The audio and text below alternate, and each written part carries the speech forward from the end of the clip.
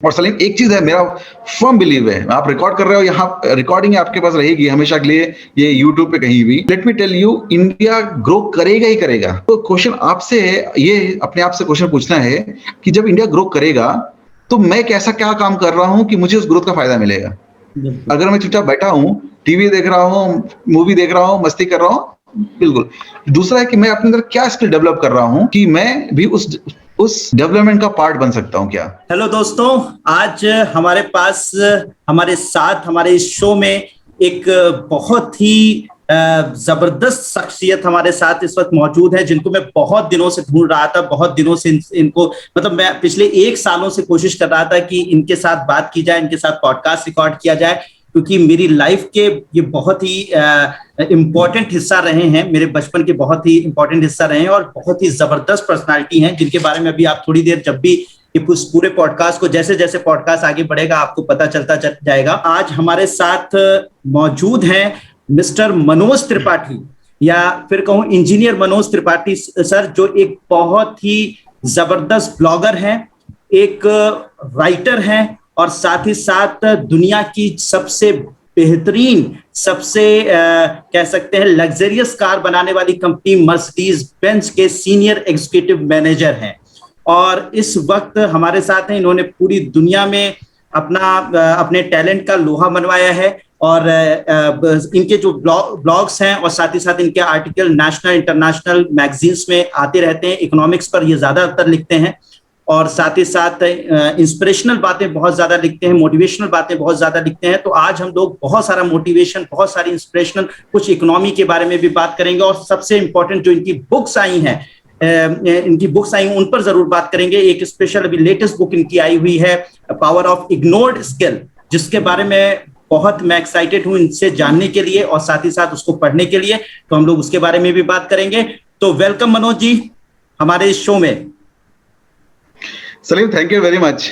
सबसे पहले इतनी तारीफ के काबिल तो हूं नहीं मैं। काबिल आप हैं, इसी वजह से मैंने इतनी तारीफ की। Thank you very much, thank you Salim. तो अगर मैं आपके दर्शकों को कुछ भी अपने शेयर कर सकता हूँ ज्ञान, जो इनके करियर में हेल्प हो सकता है, तो I would be feeling much better. सबसे बड़ी बात है कैरियर, और सबसे बड़ी बात लाइफ में आपके लेसन्स बहुत ही इंपॉर्टेंट है, क्योंकि मैं जानता हूं, पर्सनली आपको बहुत अच्छे से जानता हूं। तो आज मैं चाहूंगा कि व्यूवर्स को भी वो जो चीज मैं आपके बारे में जानता हूं वो सारे व्यूवर्स को भी पता चले। और मनोज त्रिपाठी का सबसे पहले हमारे व्यूवर्स जानना चाहेंगे कि मनोज त्रिपाठी जो एक राइटर हैं, एक ब्लॉगर हैं, एक बहुत बड़ी कंपनी में सीनियर एग्जीक्यूटिव मैनेजर हैं, और सारी बहुत कुछ काबिलियत आपके अंदर है। तो सर थोड़ा सा बैकग्राउंड मेरे व्यूवर्स को बताइए, मेरे जो भी लोग इस वक्त देख रहे हैं पॉडकास्ट, उनको बताइए आपका बैकग्राउंड क्या है, आपका एजुकेशनल बैकग्राउंड, आपका जो फैमिली बैकग्राउंड क्या रहा है। ओके, तो सलीम हमारा पैतृक गांव है प्रतापगढ़ के अंदर में, कि लेकिन पिताजी साइंटिस्ट थे मेरे, तो पूरे भारत में उनकी ट्रांसफर होते रहे, ऑल इंडिया सर्विस था। तो हम लोग भी देश के विभिन्न प्रांतों में रहे हैं, right from Andhra Pradesh to Bengal, Bihar, UP, Delhi. तो इस तरह से पूरे भारत में परवरिश हुआ है। उसका फायदा भी ये होता है कि आप डिफरेंट कल्चर्स को बहुत क्लोजली मॉनिटर करते हो, ऑब्जर्व करते हो, और कहीं ना कहीं वो हर चीज से थोड़ी बहुत लेके आपके अंदर समावेश करते हो उन चीजों को। तो ये तो है। उसके बाद में जब पढ़ाई करने के बाद इंजीनियरिंग किया मैंने इलाहाबाद से, और इंजीनियरिंग करने के बाद में I got opportunity to work with Mahindra and Mahindra, after Maruti Suzuki and then Mercedes Benz. तो मेरा नाम एम से शुरू होता है, मनोज, एंड मेरे जितनी भी कंपनी में काम किया हूँ सब एम से शुरू होते हैं। तो ये बड़ा यूनिक सा कोइंसिडेंस है, बट है जो भी ये कोइंसिडेंस। तो चलिए, मुझे ऑब्जर्व करना बचपन से अच्छा लगता है, because we learn through observation, correct. अगर मैं सोचो 1 साल 2 साल के बच्चे को, तो कोई बुक नहीं पढ़ता है, बट धीरे धीरे चीज सीख जाता है। उसको मालूम है कि रोने से माँ मुझे दूध जल्दी दे देती है, या ही नोज का अपना काम करवाने का क्या तरीका होता है। तो वो कैसे करता है, वो ऑब्जर्वेशन से करता है। तो छोटी छोटी चीजें हैं, कहीं ना कहीं मैं नोट डाउन करता रहता था मोबाइल में, अपने कहीं डायरी में, और फिर किसी न किसी तरीके से उसको फिर ब्लॉग में, या फिर कभी था कि कभी बुक लिखूंगा तो उसमें डालूंगा। तो ये है कुल मिला के मेरा छोटा सा बैकग्राउंड। और आई लव रीडिंग, बिकॉज अगर आप पढ़ते हो, एक कहावत है कि आप your IQ is nothing but average of 5 closest people whom you interact. सही, बिल्कुल सही है। जैसे लोगों से आप बात करते हो ऐसी चीजें आप सीखने को मिलती है आपसे। तो बुक ऐसी चीज है जो कि आप सारे स्टीव जॉब से बात नहीं कर पाओगे, बट उनकी अगर ऑटोबायोग्राफी पढ़ोगे सो आप उनके बारे में बहुत कुछ जान सकते हो। तो बुक के through you can know the world much better way. और आप सोचिए कि विश्व के इस महान महान लोगों ने बुक लिख के गए हैं और आप उसमें से कुछ बुक पढ़ के अगर ज्ञान अपना बढ़ा सकते हैं तो सबसे अच्छी बात वो होगी। तो ये I am Avid reader first of all, और मैं तो कहूंगा कि विकिपीडिया का मैं बहुत बड़ा शुक्रगुजार हूँ। तो आपके भी अगर स्टूडेंट्स सुन रहे होंगे शायद वो भी यूज करते होंगे, ठीक है। बहुत से इसमें हो सकते हैं बायसनेस हो सकता नहीं, that is secondary, but 95% I can say gives information. तो इनफैक्ट मैं कुछ लोगों में हूँगा शायद जिसने विकिपीडिया को डोनेशन दिया है, क्योंकि मुझे ऐसा लगता है कि मेरे नॉलेज गेन करने में विकिपीडिया का बहुत बड़ा रोल है, करेक्ट। एंड बाद में फिर अपना गूगल जी आ ही जाते हैं कि जो हमारे और आपके जिंदगी में काफी रोल प्ले करते हैं। जब भी कुछ जानना होता है चीजें, तो आपने भी कुछ बोला मेरे बारे में रिसर्च किया है तो ऑब्वियसली गूगल का यूज किया ही होगा आपने। तो ये इंटरनेट, पढ़ाई, बात कर रहा हूँ आपसे, बात करते समय कुछ सीखने की कोशिश करूंगा मैं। तो these are the skills which I try to learn a lot. या मनोज, क्योंकि मैं बचपन के व्यूअर्स को बता दूं कि मैं बचपन से मनोज के साथ में रहा हूं, मतलब हम लोगों का बचपन साथ में बीता है, या फिर कह सकते हैं टीनेज साथ में बीती है। तो उस वक्त हम लोगों ने काफी प्रोग्राम्स में हम लोग पार्टिसिपेट करते थे, नेशनल लेवल के, स्टेट लेवल के, जो भी साइंस एंड टेक्नोलॉजी से जुड़े हुए प्रोग्राम्स होते थे। जीके कंपटीशन ऐसा नहीं होता था, कोई जीके कंपटीशन ऐसा नहीं होता जहां हम लोग पार्टिसिपेट नहीं करते थे और जहां पर हम प्राइज नहीं जीत कर आते थे। मतलब ये होता था कि मनोज के भाई विनोद हैं, वो जर्मनी में है, तो वो भी बहुत ही अच्छी पोस्ट पर इस वक्त मौजूद हैं। तो हम तीनों की एक तिकड़ी होती थी जो हर एक कंपटीशन में जरूर जाती थी। कोई कंपटीशन हम लोगों से बचता नहीं था, चाहे वो जीके कंपटीशन हो, साइंस एंड टेक्नोलॉजी से जुड़ा हुआ कंपटीशन हो, हम तीन जरूर जाते थे और 3 प्राइजेस हमारे फिक्स होते थे कि हम तीन को वो प्राइजेस जरूर मिलेंगे। तो ऑब्वियसली वो हम लोगों का एक बहुत ही यादगार पल रहा है मनोज। या आपको भी याद होगा बहुत सारी चीजें, जब आप पुराने सर्टिफिकेट्स देखते हैं, सारी चीजें देखते हैं, जब हम लोगों के पास इनॉर्मस, मतलब बहुत सारे सर्टिफिकेट्स मौजूद हैं, नेशनल लेवल, स्टेट लेवल और डिस्ट्रिक्ट लेवल के। तो जब हम लोग देखते हैं तो मनोज की और विनोद की मुझे हमेशा याद आती है, और वो याद आती है कि हम मनोज के पास एक डायरी जो इन्होंने बताई, ये बहुत ही, ये इस वक्त इग्नोर्ड मतलब एक आदत हो चुकी है जो लोगों ने इग्नोर कर दिया। हम लोगों के पास एक छोटी सी डायरी हुआ करती थी जिसपे हम लोग हर चीज नोट किया करते थे। मतलब कहीं से भी, उस वक्त तो इंटरनेट उतना ज्यादा नहीं था, तो कोई भी जीके की कोई बात हो गई, कोई जनरल नॉलेज की बात हो गई, कोई साइंस के फैक्ट्स हो गए, तो उसका हम लोग छोटी छोटी डायरीज में नोट किया करते थे। तो मनोज की उस बात से मुझे ये बात याद आई। तो मनोज ये बताएं कि आपकी एक बुक अभी लेटेस्ट जो रिलीज हुई है, पावर ऑफ इग्नोर्ड स्किल, इसके बारे में थोड़ा बताएं कि क्या है। और ये सबसे बड़ी बात है कि यूथ के लिए आपने लिखी है, और क्यों यूथ को क्यों पढ़ना चाहिए इस बुक को? ओके, तो Salim, as I told you कि मैं ब्लॉगिंग करता रहता था, and through blogging lot of feedback usually you get कि क्या लोगों को पसंद आ रहा है, क्या नहीं पसंद आ रहा है, पहला। दूसरा, अटेंशन स्पैन कम होता जा रहा है, सब लोग ये बात को मानते हैं आज के दिन, अनफॉर्चुनेटली बिकॉज ऑफ टेक्नोलॉजी। और जब भी कोई बात करता है तुरंत हम मोबाइल की तरफ देखने लगते हैं, या तो दैट इज फॉर श्योर। तो मैंने कहीं ना कहीं सोचा कि ऑब्जर्वेशन ऐसी चीज है, इतना आप देखो साइंटिफिक वर्ल्ड में तो सारा ऑब्जर्वेशन में इतना ज्यादा फोकस किया जाता है, बट अपने बोलचाल आम जीवन में हम कभी भी ऑब्जर्वेशन की बात ही नहीं करते। हम कभी नहीं बोलते कि मेरे बच्चे का ऑब्जर्वेशन पावर अच्छा है, क्योंकि हम जब बात ही नहीं करते उसके बारे में, तो फिर उसका मतलब वो कहीं ना कहीं हम जानते हैं इस बात को, ऐसे नहीं कि हम जानते नहीं क्या होता है। जैसे कहावत है कि सबको मालूम है कि मोटापा अच्छी बात नहीं है, मालूम है, बट कैसे करना वो ये भी मालूम, कम करना, बट अभी नहीं, बाद में कर लेंगे, या चलता है, करने देते हैं। तो I am saying, so that's why I am saying ignore का मतलब आपको मालूम है, बट आप कहीं ना कहीं इग्नोर कर रहे हो कि ठीक है, इट्स नॉट सो इंपॉर्टेंट, चलो चल जाता है, ओके। तो ये कहीं ना कहीं मेरे दिमाग में था ऑब्जर्वेशन को लेके। Second point, communication. तो सलीम, सबको लगता है कम्युनिकेशन अच्छे होने का मतलब है कि फ्लुएंट इंग्लिश बोल रहे हो अगर कोई, तो बाय डिफॉल्ट इसकी कम्युनिकेशन अच्छी है, but that is wrong perception. So various studies says कि 93% कम्युनिकेशन आपका बॉडी लैंग्वेज होता है।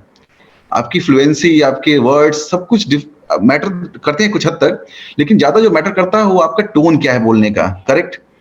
अगर आप किसी चीज को बोल रहे हो, अगर कभी सॉरी बोल रहे हो किसी को, लेकिन दिल से सॉरी नहीं आ रहा है, तो क्या कम्युनिकेशन हो पा रहा है? नहीं हो पा रहा है। उसी तरह से कहीं अभी कुछ चीजें ऐसी होती हैं कि कोई छोटी सी बात बुरा मान जाता है, जबकि तो आई एम सेइंग कि कम्युनिकेशन के थ्रू बहुत सी चीजें आप अचीव कर सकते हो। तो दैट इज वेरी इंपॉर्टेंट। हम लोग कई बार कम्युनिकेशन का मतलब तो इंग्लिश बोल लिया वही कम्युनिकेशन है, बट मेरा कहने का मतलब ये है कि जो एम्पैथी होती है, जो पहले आईक्यू बहुत जोर था, अभी इमोशनल क्वेश्चन पे है। इमोशनल क्वेश्चन कैसे आएगा? जब आप बात करते समय आपके अंदर एम्पैथी आनी चाहिए ना। अगर किसी को सांत्वना दे रहे हो फॉर द सेक ऑफ सांत्वना दे, वो पता चल जाता है। आज के जमाने में लोग समझ जाते हैं कि वाकई ये दिल से बोल रहा है कि नहीं बोल रहा है, करेक्ट? तो वो है communication. Same way ability to predict, तो मतलब आगे चले क्या होने वाला है, कोई भी बिजनेसमैन कैसे ग्रो करता है, क्योंकि उसके अंदर एबिलिटी होती है कि आगे चल के ये बिजनेस किस डायरेक्शन जाने वाला है। तो अगर आपको मालूम ही नहीं किस डायरेक्शन जाने वाला है, तो आप कहीं ना कहीं फ्लॉप होने के चांसेस हो जाते हैं, करेक्ट ना? जब हम एबिलिटी बोलते हैं, बहुत से लोगों ने सुना होगा कि जमाने में प्रॉपर्टी उन्होंने ले ली, आज पैसे बढ़ गए। तो कैसे ली उन्होंने? अपने आप थोड़ी ली, कुछ रिसर्च किया होगा, यहाँ पे मेट्रो आ सकता है, या यहाँ पर कुछ नया हाईवे आ सकता है। तो I am saying all these are predictions you are doing on basis certain facts. तो ये सब चीज को मैंने मिला के एक बुक में डालने की कोशिश किया कि रीडर्स इसको पढ़ के कुछ नया चीज समझने की कोशिश करें। तो ऑब्जर्वेशन जब मैं बोलता हूँ, जैसे हमारे ऑफिस में कोई आता है या आप किसी से मिलते हो, तो क्या चेक करते हो आप? उसकी ड्रेसिंग सेंस कई बार चेक करते हो, आप अनकॉन्शियस माइंड से करते हो, ऐसा नहीं आप चाहते हो करना, बट उसके बारे में आप जो परसेप्शन बनाते हो, कैसे बनाते हो? वो किस तरह बोल रहा है, किस तरह चल रहा है, किस तरह कपड़े पहने हुए हैं, किस तरह के मैनर्स है। तो आई एम सेइंग आप एक्टिवली भले न करने की कोशिश करो, बट आपका सबकॉन्शियस माइंड बोल देता है ये आदमी इस तरह का हो सकता है। तो आई एम सेइंग ये सब चीजें आपके कहीं ना कहीं ऑब्जर्वेशन से आती हैं, तो वो मैं एम्फसाइज करने की कोशिश किया हूँ। सलीम, आपके दर्शकों को मैं एक बड़े क्रिकेट, क्योंकि बड़ा लोकप्रिय भारत में खेल है, तो उसके थ्रू कई चीजें समझाने की कोशिश करता हूँ मैं। जैसे हम बचपन में क्रिकेट देखते थे, आज भी देखते हैं क्रिकेट, एक होता है बस क्रिकेट देखा, ताली बजाए, चौका लगा, छक्का लगा, परफेक्टली फाइन। तो मैं जो कहना चाहता हूँ ये कि अगर किसी बैट्समैन ने कवर ड्राइव खेला है, तो ऑब्वियसली चौका लगा, ताली बजाने वाली बात है। बट अगर एज ए दर्शक आपने नोटिस किया है कि बॉल की लेंथ क्या थी, बॉल ओवर पिच थी या शॉर्ट पिच थी या गुड लेंथ थी, और उसका लेग का पोजीशन क्या था, डायरेक्शन क्या था, बैट उसने फेस खोला नहीं खोला था, उसका हेड का पोजीशन क्या था, अगर आपने सारी चीजें नोटिस की हैं, अगर मुश्किल काम है मतलब आप प्रैक्टिस आ जाएगा, तो अगर आप जब खेलने जाओगे तो आपके अंदर भी ability to do cover drive शायद बाकी लोगों से थोड़ी ज्यादा रहेगी। तो आपने अटेंटिवली कुछ चीज नोटिस किया या देखा और उसको रेप्लिकेट कर पाए कुछ हद तक अपने जीवन में। तो ये मैं एग्जांपल दे रहा हूँ क्रिकेट का। उसी तरह से ऑब्जर्वेशन जब मैं बोल रहा हूँ, और भी चीजें आती हैं कि जब बैट्समैन आउट नहीं होता रहता टेस्ट क्रिकेट में स्पेशली, तो कैप्टन क्या करता है? कैप्टन एक ऐसे बॉलर ले आता है कि जिसको ज्यादा एक्सपीरियंस नहीं होता है, क्योंकि बैट्समैन थोड़ा रिलैक्स हो जाता है कि शायद इसकी बॉल तो ईजी होगी, और कई बार ऐसा होता है कि वो विकेट ले लेते हैं। तो that goes for one day also, test also. Sachin Tendulkar, हम जानते हैं उनको बैटिंग के लिए अक्सर, राइट? बट हमारे कितने दर्शकों को मालूम है कि सचिन तेंदुलकर ने 100 से ज्यादा विकेट लिए हैं वनडे में। 100 से ज्यादा विकेट लेना बड़ी बात होती है वनडे में। तो ये आप अगर ऑब्जर्व करते रहो सब चीजों को कि सचिन कैसे, जबकि Sachin is not so great bowler I would say, but wicket ले रहे हैं, तो क्या रीजन है कि सचिन ले पा रहे हैं? क्योंकि सचिन की अगर आप बॉलिंग देखो, वो आई थिंक बहुत कम बॉलर होंगे जो कि लेग स्पिन, ऑफ स्पिन और मीडियम फास्ट एक ही साथ कर पाते हैं। तो अगर आप क्रिकेट से ही बहुत चीज सीखने की कोशिश करोगे तो बहुत हेल्प होगी आपको। उसी तरह से आप देखो क्रिकेट में कितने नए शॉट इन्वेंट हुए हैं। एक जमाने में कभी भी फास्ट बॉलर पे कीपर नजदीक नहीं होता था स्टंप के, बट अब आप देखो फास्ट बॉलर पे भी नजदीक आ गए हैं वो। तो ये नया उन्होंने एक इम्प्रोवाइज किया है। तो अगर आपने नोटिस किया ये चीजें हो रही हैं, तो same application is applied on your day to day life also, कि दुनिया कैसे चेंज हो रही है। एक जमाने में हम टैक्सी बुक करने के लिए किसी को फोन करते थे कि कल एयरपोर्ट जाना है, सुबह सुबह आ जाना भाई, बट आज आप किसी को फोन नहीं करते हो, आप ऑनलाइन करते हो। किसी ने पेन समझा आपका कि आप पिंटू जी फोन अगले दिन सुबह नहीं आए, आपकी फ्लाइट छूट गई, और आप कंप्लेंट भी किसी को बियॉन्ड पॉइंट नहीं कर सकते हो। तो आई एम सेइंग, तो एग्रीगेटर ने ये सब चीजों को यूटिलाइज किया और एक बिजनेस दिया। तो सलीम, मेरा ये कहना है कि अगर आप ऑब्जर्व करते हैं चीजों को, तो आप बिजनेस में भी, आप अपने जैसे मैंने बोला कि आप अगर प्रिपरेशन कर रहे हैं सिविल सर्विसेज का, और आप एक ट्रेंड देख रहे हैं कैसे हो रहा है, और आपको, तो आप you are much well informed then somebody else जो केवल बुकिश नॉलेज गेन करने की कोशिश कर रहा है। ये तो मैंने डालने, हालांकि ये बुक मैंने ये सोच के लिखा कि चाहे वो कोई स्टूडेंट हो, चाहे हमारे आपके एज का हो या हमसे बड़ा हो, end of the day curiosity सबके अंदर होती है, करेक्ट। आपकी जो भी अभी दर्शक देख रहे होंगे शो, कोई क्यूरियोसिटी उनके अंदर जानने की है कौन है मनोज त्रिपाठी या सलीम, क्या बातें कर रहे हैं, लेट्स मुझे समझने की कोशिश करो। कर यही क्यूरियोसिटी है जो लोगों को आगे बढ़ाती है। अगर आपके अंदर क्यूरियोसिटी नहीं होगी तो आप कहोगे मुझे क्या फर्क पड़ता है, जो चल रहा है चलने दो। तो ये चलने दो जो एटीट्यूड है, दैट इज वेरी डेंजरस। तो उसी तरह से अब जब कम्युनिकेशन, मैंने बोला आपको 2-3 एग्जांपल दूंगा सलीम कि ये जो लीडर्स होते हैं, लीडर्स, ये इनके अंदर जो कम्युनिकेशन की एबिलिटी होती है, सोचिए कि एक ही बात को मैं डेवलपमेंट करूंगा 20 साल तक बोलते रहते हैं और जनता फिर भी मानती रहती है। तो कहीं ना कहीं वो ऐसी जनता की नस पकड़े हैं कि मैं क्या बोलूं कि जनता मेरे तरफ आकर्षित हो जाए। तो निगेटिव पॉजिटिव साइड रखते हैं। मैं वर्ल्ड वॉर 2 जब शुरू हो गया था तो अमेरिका ने पार्टिसिपेट नहीं किया था उसमें। क्यों नहीं किया था? क्योंकि वर्ल्ड वॉर 1 में काफी डिवास्टेशन हुआ था। तो जनता का ये कहना था कि यूरोप की लड़ाई हो रही है तो अमेरिका क्यों घुसे उसमें। तो जनता बिल्कुल रेडी नहीं थी कि हम पार्टिसिपेट करेंगे। बट रूजवेल्ट जो कि उस टाइम पे राष्ट्रपति थे, उन्होंने ये जनता को समझाया अपने कम्युनिकेशन से कि अगर अभी हम पार्टिसिपेट नहीं करेंगे तो वो कल के दिन नाजी जीतने के बाद हम पर अटैक करेंगे, तो हमारे सॉइल पर लड़ाई होगी। एटलीस्ट आज के दिन तो जो भी होगी यूरोप में लड़ाई होगी, हम अब केवल अभी आज तो उनको सपोर्ट करेंगे, लेकिन अगर वो ना हुआ तो हमारे यहाँ जाएगा। तो जो एबिलिटी टू ये कम्युनिकेट है और जनता इस बात को समझ पाई उसी तरीके से।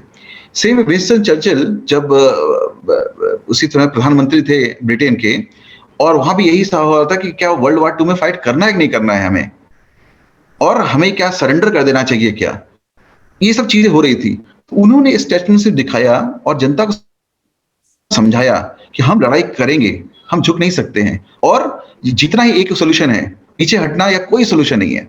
तो मैं ये दिखा रहा हूं वर्ल्ड के जो सारे बड़े लीडर्स हैं, कैसे थ्रू कम्युनिकेशन आप पूरे देश की जनता का मूड बदल देते हैं, और वो मूड काम आता है आपके प्रोग्रेस में, फ्यूचर में। तो ये सारे एग्जांपल्स मैंने डालने की कोशिश की है अपने बुक के अंदर में, सो दैट जनता या जो पढ़ने वाले लोग हैं वो जान पाए। सर एक चीज और ऐड करना चाहूंगा मैं, वो ये है कि अक्सर बुक फिक्शन या नॉन फिक्शन होती है। फिक्शन का मतलब है कहानियां हैं जो कि सच्चाई से थोड़ी दूर हो सकती है, अपने इमेजिनेशन है वो। नॉन फिक्शन का मतलब फैक्ट्स फिगर जो कि है। तो अक्सर काफी लोग इंटरटेनमेंट के लिए फिक्शन पढ़ते हैं, बट अगर आपको जानकारी प्राप्त करनी है तो वो होता है नॉन फिक्शन बुक, जो मेरी बुक है नॉन फिक्शन। तो सबसे बड़ा चैलेंज होता है नॉन फिक्शन का ये कि अगर आप 200 पेज पढ़ते हो, बाद में आपको रियलाइज होता है कि यार ये तो ये कहीं ना कहीं 4-5 पन्ने में एक कहीं आर्टिकल में आ सकता था ये सारा कंटेंट, और उसी को राइटर ने लंबा खींच के एक बुक बना दिया है। तो मेरे दिमाग कहीं ना कहीं ये था कि जब भी मैं बुक लिखूंगा और जब भी रीडर किताब को बंद करे तो उसको अंदर ये ना आए कि यार मनोज ने केवल एक छोटी चीज के लिए खींच के इतना लंबा कर दिया है, और जब वो बुक रखे तो उसको इतना चीजें नॉलेज मिले कि अरे यार मुझे तो ये मालूम ही नहीं था कि ऐसा भी हो सकता है, अच्छा ये भी होता है, ऐसे ये कनेक्टेड होती चीजें। मेरा जो बुक लिखने का ये उद्देश्य था कि जो रीडर हो जब बुक बंद करे तो उनको लगे कि हाँ यार मैंने बहुत कुछ नॉलेज गेन किया इस बुक से, केवल एंटरटेनमेंट के लिए नहीं था बुक। इस बुक ने मुझे इकोनॉमिक्स के बारे में कुछ बताया है, अपनी कंट्री के बारे में बताया है, वर्ल्ड लीडर के कम्युनिकेशन स्टाइल बताया है, साइंटिफिक फील्ड में ऑब्जर्वेशन कैसे रोल प्ले करता है वो बताया है। तो ये सब चीजों का अगर आप एज ए ह्यूमन आप 200-150 जब पेज पढ़ते हो, आपके अंदर नॉलेज गेन होना चाहिए, करेक्ट। आज के जमाने में टाइम सबसे एसेंशियल है, और एक कहावत है कि अब जब नेटफ्लिक्स आ गया है, अमेजन प्राइम आ गया, टीवी, तो ऑब्वियसली आपके पास समय और कम मिल रहा है बुक पढ़ने का। और जो लोग बुक पढ़ रहे हैं, तो मेरा ये था कि अगर कोई भी मेरा बुक पढ़ा है जो 2 दिन में 3 दिन खत्म किया है, तो क्या उसके अंदर कुछ एक्स्ट्रा नॉलेज मैं हेल्प कर पाया हूं या नहीं। बहुत ये मेरा मतलब ओवरऑल सारे व्यूअर्स जो भी देख रहे होंगे, ये बात तो मैं मनोज की समझ पाया, और ये मैं श्योर भी हूं कि आप मनोज की जो बुक है उसे पढ़ने के बाद एक हिस्टोरिकल फैक्ट्स या फिर जो भी आसपास के फैक्ट्स के साथ मनोज ने इस बुक को लिखा हुआ है, और जिसको पढ़ने के बाद आपको सिर्फ ये नहीं महसूस होगा कि नहीं बस ये बुक किसी एक छोटी सी चीज को समझाने के लिए थी। उसमें जो भी बातें हैं, जो भी एग्जांपल्स हैं, उससे आप हिस्ट्री भी जानेंगे, ठीक है, साइंटिफिक फैक्ट्स भी जानेंगे, और वो सारे फैक्ट, और चाहे वो हिस्टोरिकल हो चाहे साइंटिफिक फैक्ट हो, उनकी मदद से अपनी लाइफ में बहुत कुछ बदलाव कर सकेंगे, बहुत कुछ सीख सकेंगे। तो ये मुझे लगता है कि मनोज की ये बुक आपको बहुत कुछ सिखाने वाली है। तो इसका जो डिस्क्रिप्शन में, इसका जो लिंक है वो डिस्क्रिप्शन में मैंने दे रखा है, अमेजन पर ये अवेलेबल है। और ये इसको जरूर आप पढ़ें। अगर आप सिविल सर्विसेज की तैयारी कर रहे हैं, आप नहीं तैयार, या किसी भी कंपटीशन की तैयारी कर रहे हैं, अगर कोई कंपटीशन की तैयारी नहीं भी कर रहे हैं, एक बिजनेसमैन है, तो आपको इसमें बिजनेस आइडियाज भी मिलेंगे। तो आप किसी भी फील्ड से आते हो, आप स्टूडेंट हो, बिजनेसमैन हो, सबके लिए ये बुक बहुत ही ज्यादा बेनिफिशियल होगी। और ये मैं पर्सनली रिकमेंड करूंगा मनोज के लिए कि मनोज इसके कुछ और बुक्स भी बताएं जो पढ़ने के शौकीन हैं, जो पढ़ने के शौकीन हैं, कुछ बुक्स पढ़ना चाहते हैं। तो मैं पर्सनली आपसे रिकमेंडेशन चाहूंगा कुछ ऐसी बुक्स को, आपकी बुक्स तो पढ़ेंगे, इसका डिस्क्रिप्शन में मैंने लिंक दे दिया, आप लोग सीधे लिंक पर जाके इस बुक को जरूर मंगाएं और पढ़ें, और कमेंट बॉक्स में जरूर बताएं कि कैसी लगी आपको ये बुक। दूसरी चीज मैं मनोज से एक्सपेक्ट करता हूं कि कुछ और बुक्स भी उन लोगों को बताएं कि जो एक स्टूडेंट को या तैयारी करने वाले को जरूर अपनी, या फिर एक बिजनेसमैन को अपनी लाइफ को चेंज करने के लिए जरूर पढ़नी चाहिए। ऐसी 2-3 बुक्स आप जरूर बताएं जिससे आपने सीखा है और आप दूसरों को भी रिकमेंड करें। Okay Salim, thank you very much. Definitely मैं आपको, आपके दर्शकों को बताना चाहूंगा, उससे बुक का नाम बताने से पहले हमें, हमारे बड़ी निगेटिविटी होती है कई बार कि दुनिया में क्या हो रहा है, दुनिया बहुत बुरी हालत जा रही है, चारों तरफ तबाही है, परेशानी है, बिल्कुल ये है लोगों का। तो एक राइटर हैं और उन्होंने बुक लिखा है फैक्टफुलनेस। और उन्होंने, जी, जॉस रॉसलिंग नाम उनका, और उन्होंने ये बुक लिखा है। उसमें उन्होंने पिछले 50, 100, 200 सालों के सारे डेटा दिए हैं, क्योंकि अगर मैं वर्बली कुछ बोलूं नहीं नहीं सब अच्छा हो रहा है, तो आपकी मर्जी, आप लो या मानो नहीं मानो, बट अगर डेटा दूं मैं आपको कि ये पहले पर कैपिटा इनकम था, आज ये है, तो कहीं कुछ हद तक उसमें सच्चाई झलकती है। तो उन्होंने इस तरह के सारे डेटा देके प्रूव करने की कोशिश किया है कि दुनिया में कितने पहले प्रॉब्लम्स थे, कितने कम हो गए। जो प्रॉब्लम कम हो जाते, सॉल्व हो जाते हैं, उसके बारे में कोई बात ही नहीं करता है, करेक्ट। तो उन्होंने सारे मिथ्स को तोड़ा है कि कैसे हमें लगता है कि दुनिया गलत दिशा में जा रही है। कुछ चीजें हो सकती हैं जैसे ग्लोबल वार्मिंग, ये वो हमारे लिए दुख की बात है, but poverty, acute poverty drastically has gone down. Example दे रहा हूं मैं। तो इस तरह काफी चीजें उन्होंने बड़े फैक्टफुली प्रूव की है अपने बुक में, और जो अगर कोई प्रिपरेशन कर रहे हैं उनके लिए बहुत अच्छी बुक है कि कैसे ग्राफ के थ्रू उन्होंने और डेटा के थ्रू हेल्प बताने की कोशिश किया है कि दुनिया कैसे इंप्रूव ही हो रही है। चाहे लाइफ एक्सपेक्टेंसी, अगर भारत जब आजाद हुआ था तो 12% लिटरेसी रेट थी, आज लिटरेसी रेट बढ़ के हमारे 70% प्लस हो गई है। तो हमने इंप्रूव किया, ऐसा नहीं कि हम खराब गए हैं। उससे life expectancy used to be 45 years और सो, आज बढ़ के 70 तक हम पहुंच गए हैं। तो ये इंप्रूवमेंट है, राइट। बट हम नोटिस नहीं कर रहे, क्योंकि कोई भी चीज जो ग्रेजुअल होती है ना, तो कोई नोटिस नहीं करता है। तो जब अचानक कोई चीज घटना घटती है, कोई तुरंत नोटिस करता है इस चीजों को, करेक्ट। तो ये थ्रू उस बुक के थ्रू किया है। दूसरा एक है बुक सेपियंस, आपने नाम सुना होगा, युval नोहारी का। युval नोहारी का। तो उन्होंने बहुत अच्छे समझाया है कि कैसे इंसान की शुरुआत हुई थी, आज कहाँ पहुंचा है। तो युval नोहारी ने 3 बुक लिखे हैं, तीनों और सुपर, पर सेपियंस सबसे अच्छा उसमें से। और उसके एक और बुक मैं रेफर करना चाहूंगा, जिससे जो बिजनेस करना चाहते हैं, या आजकल हमें देखते हैं वैल्यूएशन का गेम, राइट, कि फेसबुक का वैल्यूएशन इतना हाई हो गया है, या पेटीएम लॉस कर रहा है फिर भी उसका वैल्यूएशन $16 बिलियन ऐसा क्रॉस कर गया है। तो लोगों के अंदर ये रुचि होती है, कैसे हो सकता है कि कोई कंपनी लॉस कर रही हो और उसकी वैल्यूएशन बढ़ती चली जा रही है, राइट। तो एक पीटर थील ने बुक लिखा है जीरो टू वन। उस बुक में उन्होंने पूरा समझाया है कि कैसे अभी नया जो बिजनेस होता है उसके बारे में माना जाता है कि आज की प्रॉफिट मत देखो, तुम आज का लॉस मत देखो, बियॉन्ड अ पॉइंट आप सोचो वो पोटेंशियल कितना है उसके अंदर, फ्यूचर पोटेंशियल कितना है, और वो फ्यूचर पोटेंशियल के हिसाब से आप जज किया जाता चीजों को। तो मैं क्यों बोल रहा हूँ ये चीजें, हम अक्सर चीजों को जो जज करते हैं वो अपने पास नॉलेज के हिसाब से जज करते हैं, परफेक्टली फाइन, और हम उसी को आगे बढ़ा देते हैं कि हम ऐसा ही होगा, पहले ऐसा हुआ तो ऐसा ही होगा। बट सलीम, अगर आप देखें कि पिछले 10 सालों में, 15 सालों में कितनी चीजें चेंज हो गई हैं। शायद आपने बैंक विजिट ही नहीं किया होगा पिछले इतने सालों में, बट अगर अपने डैड से पूछो तो विश्वास नहीं हो सकता कि कोई बिना बैंक विजिट किए भी जिंदगी हो सकती थी, करेक्ट।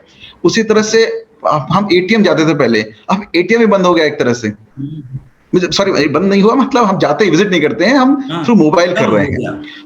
तो things are changing so fast. हमें लगा था कि नहीं बैंक चलते रहेंगे, लेकिन आज देखिए लोग, अभी कई बैंक ऐसे हैं जिनका फिजिकल प्रेजेंस ही नहीं है। एयरटेल बैंक आपने सुना होगा, एयरटेल बैंक का कोई फिजिकल प्रेजेंस नहीं है, वो केवल ऑनलाइन वर्ल्ड में एग्जिस्ट करता है। उसी तरह से कई खाने की दुकानें हैं जो आप स्विगी से या जोमेटो से मंगाते होगे, वो फिजिकली है ही नहीं कहीं पर शॉप। तो I am saying things are changing so fast, but हम अब पुराने में रहेंगे अगर कि ऐसी तो चलती है। तो ये मैं दर्शकों को आपके बताना चाहता हूं कि बी वेरी फ्लेक्सिबल, कि आपकी जो सोच होती है, हम सबसे बड़ी हमारी सोच, हमें लगता है ऐसा ही होगा, करेक्ट। तो अगर आप बुजुर्गों से बात करो, बड़ी रिजिडिटी कई बार दिखाई देती है उनको कि नहीं नहीं ऐसा ही होता, ऐसा ही होगा। लेकिन जो न्यू जनरेशन है वो चैलेंज करती है स्टेटस को कि नहीं जी ऐसा था पहले, लेकिन अब ऐसा हो सकता है, ऐसा करेंगे हम। तो अगर मेरे अंदर वो एबिलिटी है कि मैं चीजों को समझ पा रहा हूं कि किस डायरेक्शन जा रहा है, तो छोटा और एग्जांपल दूंगा मैं। दुनिया हर चीज आपके नजदीक ला रही है, दुनिया हर चीज, आप कहोगे मुझे ऐसे कैसे, मनोज क्यों वो ऐसा बोल रहा है कि दुनिया हर चीज ला रही है। एक जमाने में आपको पानी भरने के लिए कहां जाना पड़ता था? नदी किनारे जाना पड़ता था, करेक्ट। ये था ह्यूमैनिटी, हमारा सिविलाइजेशन में। फिर किसी ने दिमाग लगाया, कुआं खोद दिया गांव में ही, तो फिर कुआं में जाके आप करने लगे। फिर किसी ने दिमाग लगाया कि अगर मैं नल लगा दूं, हैंडपंप, तो घर के और पास आ गया कुआं, तो फिर भी आपके।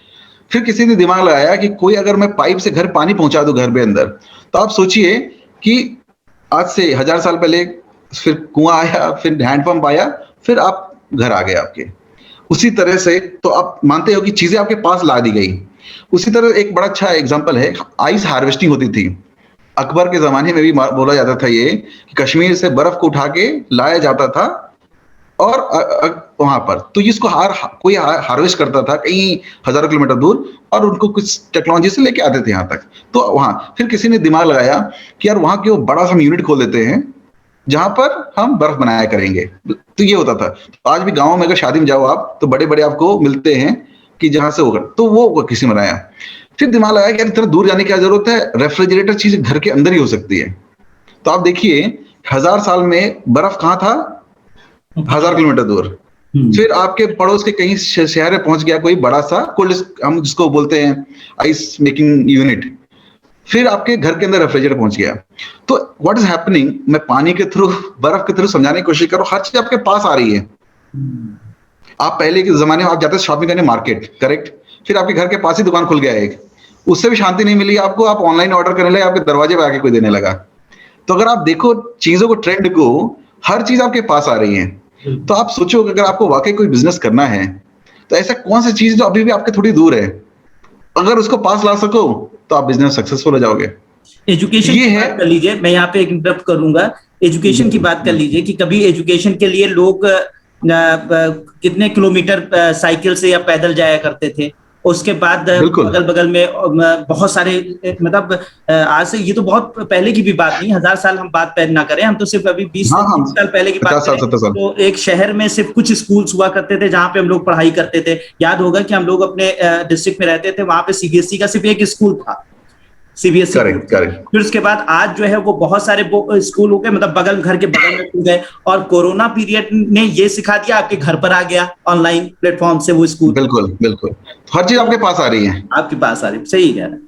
बिल्कुल बिल्कुल, बहुत जबरदस्त ऑब्जर्वेशन है आपका, मैं बहुत अच्छे से सुन रहा हूँ, मुझे लगता है व्यूअर्स भी बहुत ही अच्छे से ऑब्जर्व कर रहे होंगे। देखिए हर चीज आपके करीब आ रही है, तो मनोज का ऑब्जर्वेशन लेवल बहुत हाई है और आप इससे सीख रहे होंगे। देखिए सारी चीजें ऑब्जर्वेशन पर डिपेंड करती हैं और पढ़ने से, जो आप किताबें पढ़ते हैं। जी मनोज, आप बता नहीं सलीम, तो मैं जैसे कि एक मैंने बोला क्यूरियोसिटी, राइट, हर चीज के अंदर क्यूरियोसिटी आपके अंदर होनी ही चाहिए। जैसे एक जमाने में भारत को सोने की चिड़िया बोलते थे, और फिर धीरे धीरे धीरे कहीं ना कहीं हम गरीबी आसपास देखते हैं, तो ये क्वेश्चन उठता है कि हम अगर किसी जमाने में सोने की चिड़िया, तो क्या हो गया ऐसा कि हम आज फिर ये अगर इतने ही बुरे कंडीशन पहुंच गए, तो कोई तो कारण होगा। तो अगर उस कारण को आप ढूंढने की कोशिश करोगे तो मालूम चलेगा आपको कि क्या क्या हुए थे पिछले 300-400 सालों में। हालांकि बहुत लोगों को हिस्ट्री से बड़ी नफरत होती है, तो लेकिन अगर जब हिस्ट्री को आप समझोगे नहीं, तो कैसे समझोगे कि क्या गलती हुई थी और क्या इंप्रूवमेंट करना है हमको। सलीम, आपके दर्शकों को मैं बताना चाहूंगा सिंपली कि गलती कहाँ हुई। तो इंडिया और चाइना एक जमाने में 45% जीडीपी कंट्रीब्यूट करते थे 1970 मतलब 17वीं शताब्दी के आसपास, और फिर धीरे धीरे भारत को उसमें 24% हुआ करता था और जब अंग्रेज छोड़ के गए तो हम 2% पे आ गए थे। तो 24 से 2% पे आ गए हम विद इन 250 और 300 ईयर्स। तो ऐसा क्या हुआ? तो सलीम, अगर हम देखें कि 200-300 साल पहले सारा काम हाथ से होता था, तो जिसके पास ज्यादा पॉपुलेशन तो उसकी ज्यादा ताकत है। इसलिए एक जमाने में बोला था अगर आपके बच्चे ज्यादा हैं तो आपकी ज्यादा समृद्धि आएगी, क्योंकि सब काम करते थे, खेती में सब लगे, सब काम करते थे। तो ये एक माइंडसेट था। तो ये यूरोप में भी, अमेरिका में भी यही कॉन्सेप्ट था उस टाइम पे। तो हम खुश थे हाथों से काम करके, और उस समय फ्लोइंग वाटर को हार्नेस कर लिया ब्रिटेन में, कि जो पवन चक्की बोलते हैं हम, टरबाइन लगा के, कि उसके थ्रू आप पावर जनरेट करने लगे धीरे धीरे। उसके बाद स्टीम इंजन का उन्होंने आविष्कार कर लिया कि स्टीम के पावर से आप चीजों को मूव कर सकते हो। तो ऑब्वियसली स्टीम पावर या फ्लोइंग वाटर या विंड मिल से का जो पावर था वो that was much greater than hand से जो भी आप काम करते हो। तो उनकी प्रोडक्टिविटी बढ़ गई। तो एक बार आप टेक्नोलॉजिकली एडवांस हो गए तो आपके अंदर ज्यादा चीजें बना सकते हो, ज्यादा फास्ट बना सकते हो। तो वो हम फिर इंडिया और चाइना को बीट करने लगे। तो एक बार आप आगे निकल गए, फिर आप देखिए इलेक्ट्रिसिटी का आविष्कार कर लिया, उससे और तेज फास्ट हो गया। हम अगर आप जो ट्रेंड की बात कर रहे थे, पहले फ्लोइंग वाटर था, फिर स्टीम आया और पावरफुल हुआ, इलेक्ट्रिसिटी आ गया और पावरफुल हो गया उनके पास में। तो जो वेस्टर्न कंट्रीज हैं जो एडवांस हो गई इतने 3-4 सालों में, ये उनके अंदर रीजन था। उसको हम इंडस्ट्रियल रेवोल्यूशन के नाम से जानते हैं, फर्स्ट, सेकेंड, थर्ड। तो फर्स्ट और सेकंड तो ये हो गया कि मास प्रोडक्शन शुरू हो गया, इलेक्ट्रिसिटी आ गया। फिर कंप्यूटर ने उनको काफी एज दे दिया, जो हम बहुत पीछे थे। और फोर्थ इंडस्ट्रियल रेवोल्यूशन जो अभी चल रहा है आज के दिन, अगर आप देखो फेसबुक आपको टैग कर देता है आपके दोस्त को, बिना आपसे पूछे या नाम बता देता है ये आपका दोस्त है। कई बार आपको आश्चर्य होगा कि फेसबुक इतना इंटेलिजेंट हो गया है, या आपके फोन में ऐसी ऐप है कि आपके 5 साल पहले, 10 साल पहले के पिक्चर ढूंढ के बता देगा हाँ आप ही हो। तो इसका मतलब उसी तरह से अगर आप एयरलाइन की टिकट बुक कर रहे हो तो कोई इंसान को बता नहीं रहा प्राइस, कंप्यूटर डिसाइड कर दे रहा है खुद से कि आदमी 3 बार प्राइस चेक करने आया, इसका मतलब वाकई बुक करने वाला है, इससे 200 रुपये और ज्यादा ही ले लो इससे। तो ये है कि फोर्थ इंडस्ट्रियल रेवोल्यूशन। तो हम कहीं ना कहीं फर्स्ट सेकंड में पिछड़ गए, थर्ड में भी हम पीछे, फोर्थ ऐसा है कि हमारे पास अपॉर्चुनिटी है जिसको हम लोग बोलते हैं आर्टिफिशियल इंटेलिजेंस, या और हम मशीन लर्निंग, ये सब चीजें हैं। तो इंडिया के लिए गोल्डन अपॉर्चुनिटी है ये कि हम सब में कहीं ना कहीं पिछड़ गए। अगर यहाँ कैप्चर कर लिया तो शायद हम कुछ हद तक बराबरी कर सकते हैं। एक और छोटा सा एग्जांपल देता हूँ सलीम, हमारा पर कैपिटा इनकम अप्रोक्सीमेटली $2,000 के आसपास है, जबकि डेवलप कंट्री का पर कैपिटा इनकम $50,000 है। सोचिए 2000 वर्सेस 50। अगर पड़ोसी आपका डबल कमाता है तो हमें लगता है बहुत अमीर आदमी है।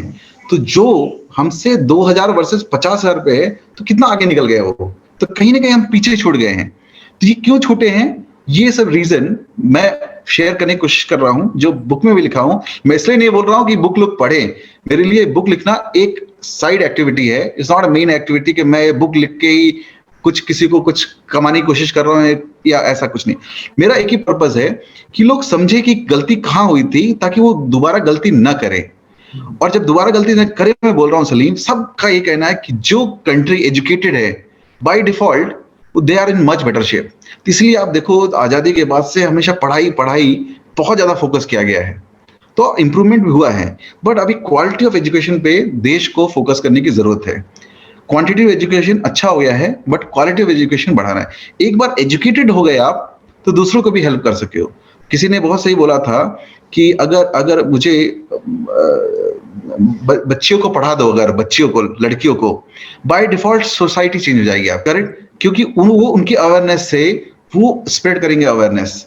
तो ये कुल मिला के मेरा थॉट प्रोसेस है सलीम, कि अगर आपके अंदर नॉलेज है तो प्लीज शेयर करो लोगों से, सो दैट वो आपसे सब नॉलेज करे। और फिर हम rather than reading at WhatsApp university, at least कुछ जो फैक्ट बेस अगर नॉलेज गेन होता है, that will be much more helpful for the society.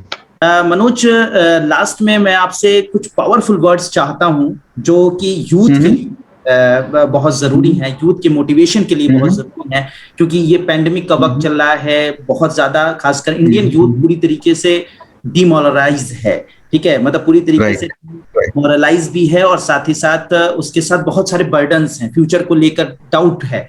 तो ऐसे वक्त में आप कुछ ऐसे पावरफुल वर्ड्स के हैं, क्योंकि आपके पास एक्सपीरियंस ज्यादा है, आपने बहुत कुछ सीखा है लाइफ से, तो कुछ हमारे लोगों के लिए। ओके, सो सलीम, नो डाउट ये बहुत ही मुश्किल वक्त है।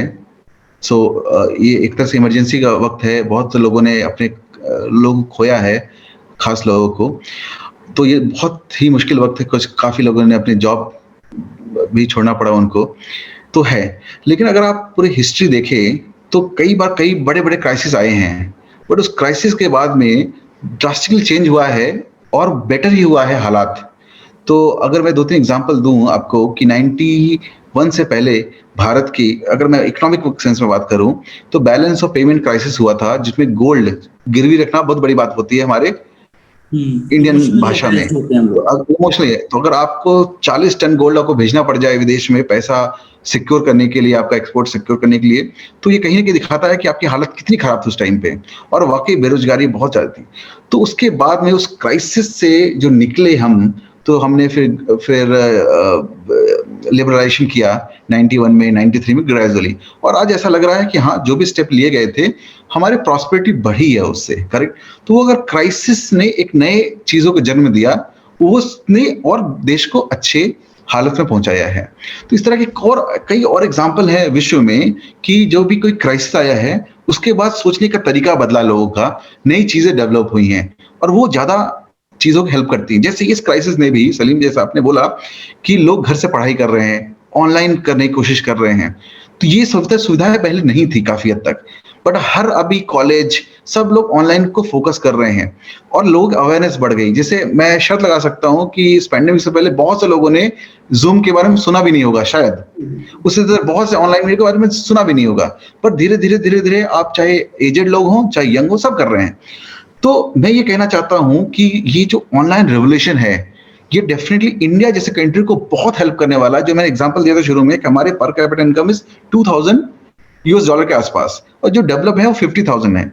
तो कई चीजें हैं जो इंडिया में बैठ के आप उनको हेल्प कर सकते हो। जो आईटी हमने बैक ऑफिस द वर्ल्ड बोला, तो वो तो केवल एक लिमिटेड था, ये और भी एवेन्यूज खुलेंगे, और उससे कहीं ना कहीं हमें फायदा होगा, स्पेशली कंट्रीज लाइक इंडिया, जिनको इंग्लिश भी आती है, जिनकी एजुकेशन भी काफी इंप्रूव है कुछ हद तक, और लोग अभी इंटरनेट हमारे यहाँ one of the cheapest internet है। तो all these things will definitely help our country to move forward. एक ही चीज है इसमें, आपको कुछ भी करते समय सोचना है कि जो भी मैं कर रहा हूं, ये फ्यूचर मुझे काम आएगा कि नहीं आएगा। अगर मैं आधे घंटे टिकटॉक वीडियो देख रहा हूं, अगर देख रहा हूं, तो आप मुझे सलीम दिल से कुछ पूछ बताइए, ये कैसे मुझे हेल्प करने वाला फ्यूचर में। तो जो भी काम कर रहे हैं, अगर आपको लगता है कि इससे मैं अगर न्यूज़पेपर पढ़ते हो आप, तो आपको लगता है कहीं ना कहीं जो कंटेंट है मेरे दिमाग जा रहा है, ये हेल्प करेगा मुझे। तो उसी तरह से अगर आप 1 घंटा टीवी देख रहे हो, ठीक है, मनोरंजन कभी कभी ठीक लगता है, बट अगर एनीथिंग एक्सेस इज बैड। तो मेरा कहने का मतलब ये है कि यूथ की जो आप हम बातें कर रहे हैं, वो हर चीज करने से पहले सोचे कि जो मैं कर रहा हूं, इससे मुझे रिटर्न क्या मिलेगा। और एक कहावत है कि टाइम इज मनी। तो समय का सदुपयोग जो बोलते हैं हम लोग, बोलना आसान है, लेकिन अगर कई बार हमको लगता है कि क्या फर्क पड़ता है, थोड़ी देर की बात तो है, ये है, हम दोस्तों से चलो गप्पे कर लेते हैं। आप गप करने के बाद सोचो कि इससे क्या मिला मुझे, फर्स्ट। सेकंड, जैसे मैंने बोला आपको कि our I Q is nothing but average of the 5 closest people whom we interact. तो आपकी सर्किल कैसी है, आप जैसे लोगों से बात करते हो वैसी आपकी धारणा बन जाएगी। इसी तरह आप देखो, कई बार हम कई लोगों मिलोगे आप अपनी जिंदगी में, बहुत क्लियर है कि वो ऐसी दुनिया चलती है, यही होता है, वो तो बदमाश है, ऐसे बोलते हैं, राइट। क्यों? क्योंकि उसके सर्किल जो लोग, सब लोग उसके बारे में ऐसे ही बोलते हैं, तो वो धारणा बन जाती है, या ऐसा बन जाता है। तो मैं आपके जो भी दर्शक देख रहे हैं, और अगर सिविल सर्विस में प्रोफेशन कर रहे हैं, तो time is most critical resource जो उनके हाथ में है। तो टाइम का सदुपयोग करें, सबसे अच्छी बात है। और लकीली आज जैसे आपने बोला कि आपके हमारे टाइम पे इंटरनेट नहीं था बिल्कुल भी, तो हमारे पास एक बुक था बस, जो कि शायद आपको नॉलेज गेन या किसी से आप बात कर लो। तो आजकल तो आप कहीं भी जा रहे हो, ईयरफोन लगा के, अब यूट्यूब पे कितने अच्छे चैनल्स हैं, आप सीख सकते हो, जान सकते हो। तो ऑब्वियसली अगर आपके दर्शक समय का सदुपयोग करना चाहते हैं, तो ये सब सारे तरीके हैं कि आपको जो भी एंटरटेनमेंट है, ऑब्वियसली कम करना ही पड़ेगा आपको। मैं नहीं कहता हूं जीरो करना पड़ेगा, हर चीज का एक अहमियत होती है, बट फर्स्ट सदुपयोग, सेकंड बी ऑप्टिमिस्ट, क्योंकि होप पे दुनिया कायम है। अगर आप सोचो कि दुनिया, कार लेते समय अक्सर लोग लोन लेते हैं, घर लेते समय लोन क्या है? लोन का मतलब है कि मैं कभी चुकाऊंगा। तो अगर बैंक को होप ना हो आपसे कि आप लौटाओगे, तो बैंक देगा क्या पैसा आपको? तो बैंक एक होप पे दुनिया चल रही है। उसी तरह से आप वोट देते समय एक होप करते हो अपने गवर्नमेंट से, करेक्ट ना? उसी तरह अपने बच्चों से आप होप करते हो कि बड़े होके ऐसा बने। तो ये होप ये बहुत बड़ी ताकत है। तो ये जो कॉन्फिडेंस है कि जो होगा अच्छा होगा, आगे चल के ठीक है, दुनिया तकलीफें आएंगी, तकलीफें आएंगे। और लेकिन ये तकलीफें, अगर आप देखो कि सब प्राइम क्राइसिस हुआ था 2008 में, सारे वर्ल्ड के स्टॉक मार्केट एकदम धराशायी हो गए थे। बट उसके आज आकर देखो आप, इंडिया का stock market as low as 5000-6000 पहुंच गया था, आज बढ़ के 50,000 पहुंचा है। तो अगर उस टाइम पे किसी ने सोचा होगा दुनिया बर्बाद हो गई, अब तो कुछ नहीं हो सकता है, लेकिन अपनी आंखों से हम देख रहे हैं कि नहीं, बर्बाद नहीं हुआ है, डिस्पाइट सो। तो इस समय भी no doubt economy is in bad shape, but slowly दुनिया रिकवर कर रही है। अगर विंबलडन आपने देखा हो, खचाखच भरा हुआ था विंबलडन। तो कहीं ना कहीं कॉन्फिडेंस आ रहा है कि नहीं, जो हालत थी उससे हम इंप्रूवमेंट हो रहा है। सलीम, जैसा आपने पूछा कि क्या करना चाहिए, सबसे पहले तो निगेटिविटी थोड़ा दूर रहे, कि कुछ लोग मिलेंगे ऐसे जो बोलेंगे अब तो कुछ नहीं हो सकता, खराबी होगा। तो अगर आप उनकी संगत कर रहे हो तो आपको लगेगा सब कुछ खराबी होने वाला, तो फायदा क्या है। लेकिन अगर आप पॉजिटिव रहोगे कि नहीं, इसमें भी मैं क्या ढूंढ सकता हूं जो कि अच्छा हो सकता है मेरे लिए, या मैं कैसे अपने आप को इंप्रूव कर सकता हूं। जैसे अभी एग्जांपल कि यूट्यूब के इस पैंडेमिक में काफी महिलाओं ने केक बनाना सीख लिया, करेक्ट? किसी ने समझो योगा किया ऑनलाइन। तो आप सोचिए, कभी किसी ने सोचा था ऑनलाइन योगा करेंगे? मैं तो वही सोचता हूँ, बहुत लोगों ने सोचा होगा।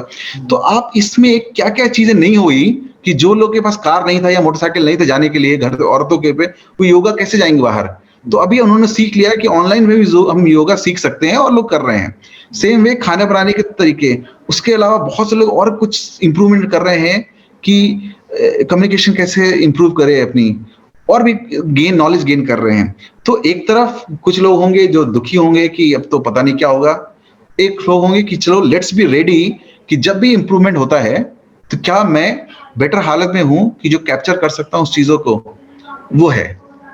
और सलीम, एक चीज है, मेरा फर्म बिलीव है, आप रिकॉर्ड कर रहे हो, यहाँ रिकॉर्डिंग आपके पास रहेगी हमेशा के लिए, ये यूट्यूब पे कहीं भी। Let me tell you, India grow करेगा ही करेगा। इंडिया ग्रो इसलिए नहीं बोल रहा हूं कि मैं कहीं किसी का फेवर, मैं इसलिए बोल रहा हूं कि हम इतने पीछे हैं डेवलप्ड कंट्री से कि हम ग्रो, आप देखिए अगर 2% भी ग्रोथ होता है यूएस का, तो खुशी से झूम जाते हैं वो लोग, और हमारे यहाँ अगर 5% होता है तो हम दुखी हो जाते हैं। जो भी हो, मेरा कहने का मतलब ये है कि उनके 2% में खुशी मिल रही है उनको, क्योंकि बहुत बेस हाई है, हमारा बेस छोटा है। तो हमें 5, 6, 7, 8, 9% ग्रो करना ही पड़ेगा।